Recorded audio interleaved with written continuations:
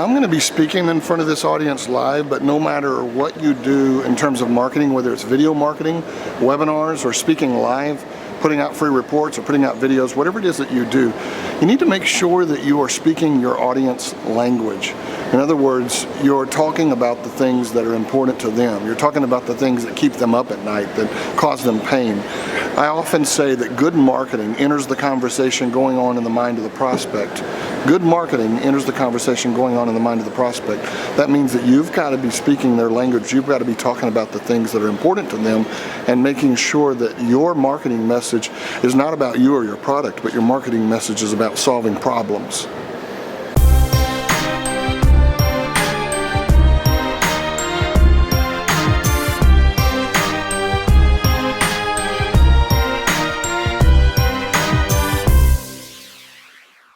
So this was interesting. There's an article, I hate this. How to prepare for low return environment ahead. This was by BlackRock, one of the biggest, well, the largest alternative asset firm.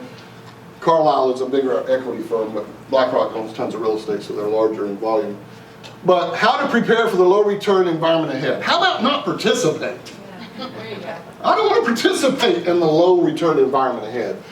Bank rates, anybody that's crazy enough to put their money in CDs, the safe way. Calculating investment returns, actuarially speaking, 6% is a rule of thumb. Not for my thumbs. Yeah. No. I mean, what investor would in their right mind would go out and say 6% is a good deal, knowing that inflation is sneaking into your cupboard every night and ripping away at least that much. So you're going broke safely. The rule of 72 I talked about that earlier is that it takes 12 years to double your money at 6% net. 6% net. We're going to show you how to do it in 3 years. And one last thing, economic uncertainty. Citigroup said they just lowered their expectations for the U.S. economy. See, for a while it was all of the Chicken Littles, right? All the newsletters and things. A lot of you guys subscribe to that stuff, right? Yeah. So it was all of the Chicken Littles out there. That's what they call them, right? These, oh man, they're always sounding the alarm. Well, there's a reason, but first it was them. Now it's Fortune Magazine and Citigroup. It's all, everybody else is getting on the bandwagon. And now saying, oh yeah, yes, maybe it is coming. Maybe it is going to be tough. 1,311 financial, people say my money's in the banks, my money's invested. Well, no, my money's in stocks, whatever. 1,311 financial institutions in 2008 filed bankruptcy and no longer exist. Now these were the little ones, the ones you never heard of, like Lehman Brothers, Bear Stearns, Fortis, Countrywide, Wachovia, Washington Mutual, IndyMac. AIG would have happened, it would have crashed had it not gotten bailed out. The banks are leveraged now at 22 to 1, which is 5 times more than they were in 2008. Does that scare anybody? Yeah. Does that worry you? Stocks across the board are 16.9 times overvalued what the company is really actually worth, according to Buffett. This was interesting. I saw Snapchat's talking about floating a public offering. It was like billions and billions. Somebody may know, 23 billion or something, 24 billion or something like that. And they had 50 million in sales last year. Yeah. Mm-hmm. Yeah. So I'm not saying that it's not cool, but is it worth it? And is it worth you risking your livelihood and your future over it? Investors are set to participate in this perfect storm unless you take action, unless you do something about it. Knowing, how many of you believe that knowledge is power? Now I just set you up. I know. Yep. Knowledge is not power. Apply knowledge. Thank you. I'm going to give you, you can write this down. This quote will serve you the rest of your life.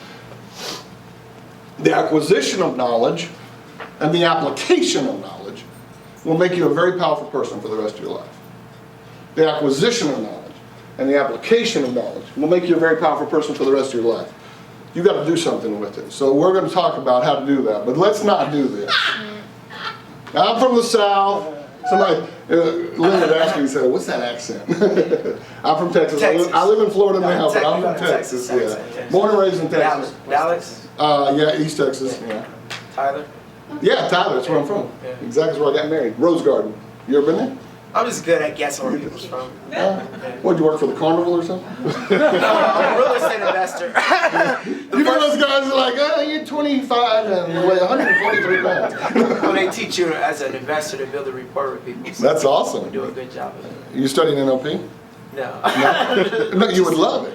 What is it? Neuro-linguistic programming, NLP. Oh, okay. modeling and things. You would love it. You ought to look it up. You would love it. Yeah. Okay. The reason I knew because all my exes live in Texas. Oh, that's why he hangs his hat in Las Vegas, right? So, let's not put lipstick on a pig.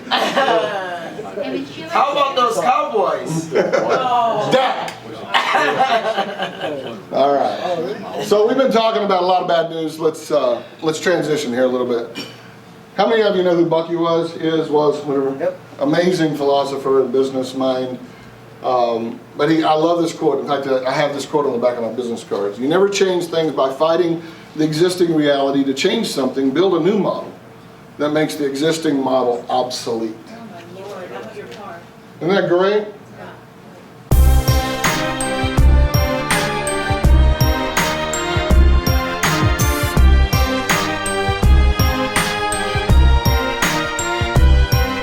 It's gonna be awesome.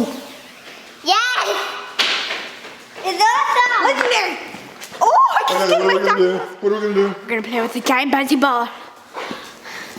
Is it Ginormica?